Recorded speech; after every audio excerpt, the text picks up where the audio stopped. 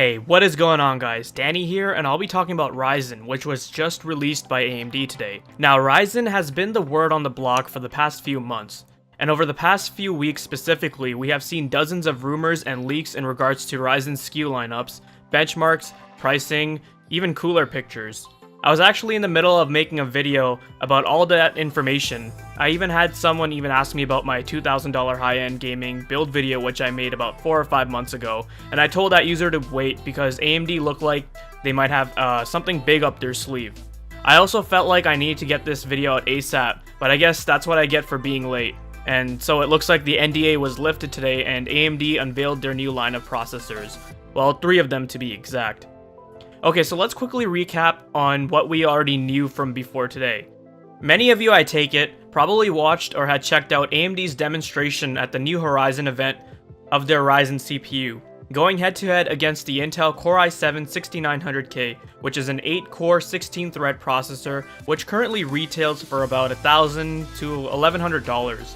In that demonstration, the Ryzen CPU basically matched the performance of the 6900K, which signified that AMD had caught up or were just slightly behind in terms of performance, depending on which architecture you're comparing Ryzen to.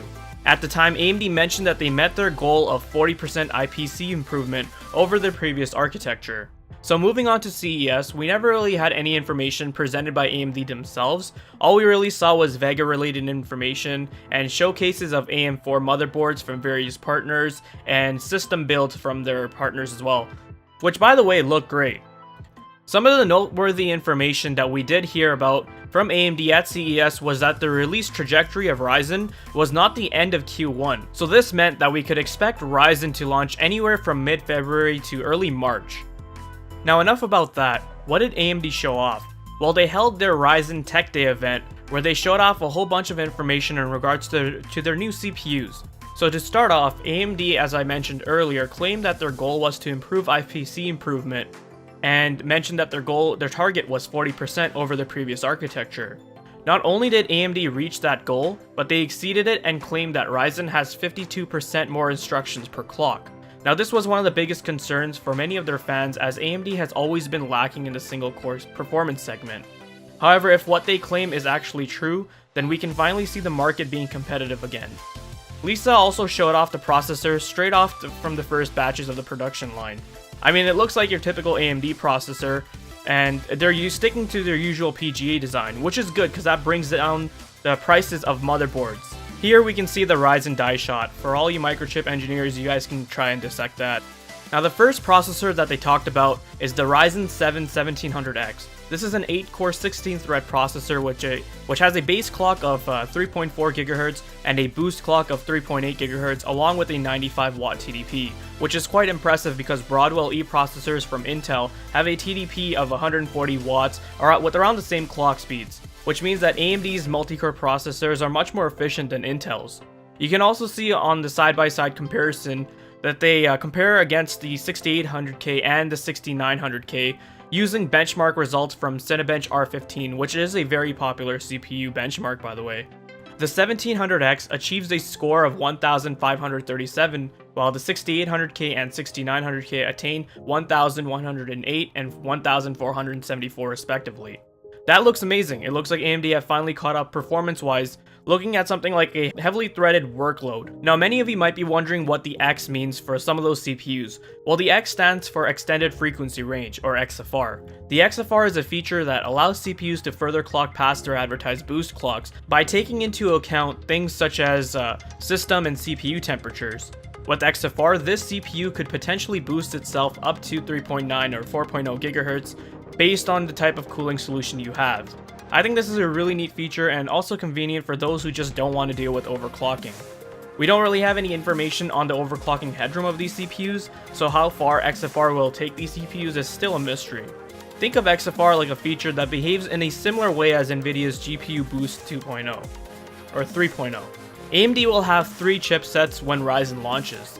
They'll have the X370, which is aimed towards the high-end and enthusiast market. Motherboards with the X370 will likely have better power phase designs, have support for overclocking, and have support for Crossfire and SLI. The B350, which is aimed towards the mainstream segment, will have support for overclocking but won't support any multi-GPU configurations. And last, we have the A320 chipset, which is the lowest segment, which AMD are calling the essential chipset. The A320 chipset won't support overclocking or multi-GPU configurations, so it's pretty basic and entry level. Now with that said, overclocking and XFR shouldn't be confused with each other as they are not the same thing. Will the A320 and B350 support XFR? Well, I guess we'll have to wait and see for that one as AMD have never specified this yet. AMD next talked about their flagship 1800X processor. This processor is basically the same as the 1700X, 8 cores, 16 threads, same TDP, but the clock speeds are different. The 1800X has a base of 3.6 and a boost of 4 GHz, so out of the box this processor comes clocked considerably higher than the 6900K, which has a base clock of 3.2 GHz and a boost clock of 3.7 GHz. Now let's take a look at some of those benchmarks. For the 1800X, they showed both the multi-core score and more importantly the single-core score from Cinebench. In the multi-core score, the 1800X achieves a score of 1601, which is about 9% faster than the 6900K. However, more importantly, take a look at the single-core performance. The 1800X achieved the same score as the 6900K. Now, the 6900K has a lower boost clock than the 1800X, but Intel also has their own Turbo Boost Max Technology 3.0 frequency feature, which can also boost the 6900K to 4.0 GHz on the stronger cores. So what you can take away from this is that Ryzen will offer IPC performance that is basically on par with Broadwell-e. AMD also showed a live demo of Sniper Elite 3 at 4K running on two systems. One system has the 6900K and the other has an 1800X. So apart from the motherboard and CPU configuration, everything else is the same. Taking a look at the benchmark, we can see that both systems perform quite similarly, getting performance around the mid-70s for the most part. They finally showed the third 8-core processor, which is called the 1700. So this one doesn't have an X in the name, so it doesn't support XFR. AMD compared this processor to the 7700K, and the Cinebench score shows a lead of about 46%. Now that shouldn't come as a surprise to anyone, obviously because the Intel processor is just a quad-core with hyper-threading, and the other is a full-on 8-core with 16 threads. But there's a good reason why they compared it against the 7700K, and I'll talk about that in just a moment. Now AMD discussed the state of the high-performance CPU market. AMD says that 99% of the PC market only buys CPUs below $500, which makes sense. You have a lot more people buying budget-oriented processors such as the Pentiums and i3, and after that you have the the i5, which is considered to be the best gaming processor by many tech enthusiasts. The 4-core i7, such as the 6700K and 7700K, are also quite popular as well. Now, content creation and the amount of content creators has increased dramatically over the past few years. Whether it's for things like social media, YouTube, 3D modeling, whatever it may be, there's no question the amount of people who create content and want to share it is a booming market. But the barrier was that in order to have a machine that could let you create content like a pro, those CPUs costed a lot of money. The 6900K cost $1,000 to $1,100, and Intel went full-on greed mode with the 6950X Extreme Edition costing $1,500. But to be fair, they had no competition in the market segment for a while now, and Intel, being a company, wants your money. They're looking to increase their revenues as much as possible, so they charged whatever they want because they could. However, with Ryzen, AMD is looking to bring high-performance creation in the hands of millions. So how will they do this? They will undercut the market from Intel significantly. The Ryzen 7 1800X will have an MSRP of just $499, basically half the cost of the 6900K if you're in the US. In Canada, the 1800X ranges from about $620 to $660, which is a much better price than what the 6900K goes for, which is around $1,400 actually. So seeing that made me really happy. Lisa also said that they have the fastest 8-core CPU on the market for the lowest price. The 1700X will also cost $399, and this processor in the lineup is what had caught the most attention from everyone, as it's basically an 1800X just clocked 200 MHz slower, which doesn't make a huge difference, so this processor will offer you great bang for your buck. And their competition has their baseline 6-core 12-thread processor, the 6800K, at just $425, while you could get a full-on 8-core 16-thread processor for lower, which apparently performs 39% better than the 6800K. The 1700 will cost $329, which in this case is the reason why they showed the 7700K in the comparison against the 1700. And they show that the 7700K goes for $350, but I've actually seen it for around $280 to $300 at stores like Micro Center. But the fact that you could get an 8-core 16-thread processor for around the same price is a no-brainer. In single-threaded performance, the 7700K will obviously perform or outperform it, but it won't be a significant difference. Whereas in heavily multi-threaded applications, the 8-core will stomp the 4-core. There's going to be no competition there. So that is the whole Ryzen 7 lineup. Very intriguing. AMD surely came out swinging with their Ryzen processors. They were very aggressive with their pricing and knew exactly where to target the market to capture a lot of attention. There will be a hard launch on March 2nd, which means stores will have it on shelves on that date.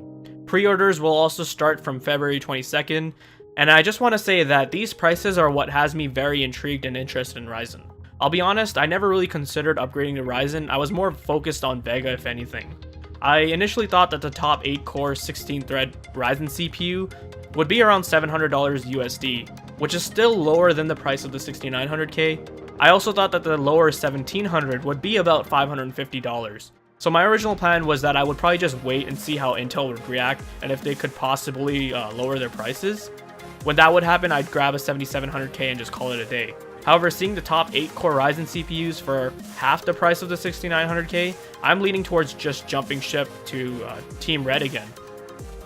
For gaming, it might not be the best upgrade, as single-core performance is still favored in a lot of games right now.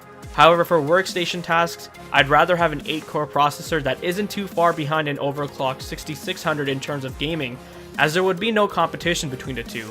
The 8-core would be superior in every way. And also keep in mind that we have been seeing quite a lot of games now taking advantage of more than 4 threads, so having as many threads as possible is an advantage now. Keep in mind that Broadwell-e is only about 5% slower than Skylake, and if Ryzen is on par with Broadwell-e, the difference in performance would be so small that I wouldn't even call it a sacrifice. So we'll see how this turns out. It's still a good idea to wait for third-party independent benchmarks and reviews from wherever you go to get your information. Well, that pretty much wraps up this video in regards to the Ryzen 7 lineup. There are still more processors that were shown in some of the leaks, but I'll probably talk about that in another video, or just wait until we have some solid info from AMD themselves in regards to those processors. Hopefully you all found this video interesting and informative. I'm quite excited about these processors. If you have any thoughts, comments, or questions, please leave them down below. Take care guys, and I'll see you in the next one.